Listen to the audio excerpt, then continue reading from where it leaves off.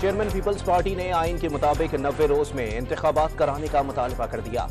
दावा किया कि इलेक्शन के लिए पहले भी तैयार थे और अब भी हैं। बिलावल भुट्टो की कराची में मीडिया से गुफ्तगू। सुप्रीम कोर्ट ने ऑडियो लीक से केस में जजेस पर एतराजात मुस्तरद कर दिए। एतराजात अदलिया की आज़ादी पर हमला हैं। मुख्तलिफ हरबों से अदालत की बेतौकीरी और जजेस के खिलाफ इश्तियाल अंगेजी की गई। तहरीरी फैसला जारी। पाकिस्तान के लिए अमरीका इंतहाई अहमियत का हामिल है, मगर किसी ब्लॉक सियासत का हिस्सा नहीं। इस्लामाबाद ने भी ब्रिक्स का हिस्सा बनने की कोशिशें शुरू कर दी।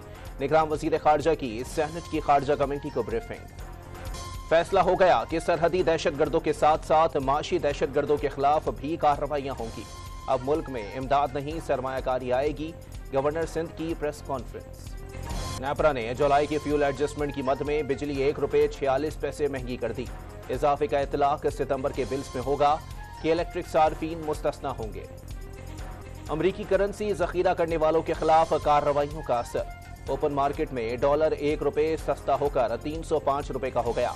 इंटरबैंक में डॉलर ₹1.99 सस्ता होकर ₹302.95 का हो गया।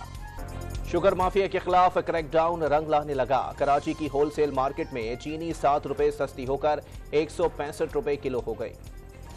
चित्राल में हालात पुरअमन और मामूल के मुताबिक हैं। इलाके में एक भी दहशतगर्द बर्दाश्त नहीं करेंगे। मकामी इंतजामिया का वीडियो बयान जारी। कराची सरजानी टाउन में जमात इस्लामी के काउंसलर के कत्ल का मुकदमा दर्ज। बिजली चोर माफिया के सरगना जॉनी समेत 6 अफराद नामजद किए गए। और बारिश के बायस इतवार को पाक भारत मैच मुकम्मल ना हो सका तो पीर को होगा। ACC ने अहम फैसला कर लिया।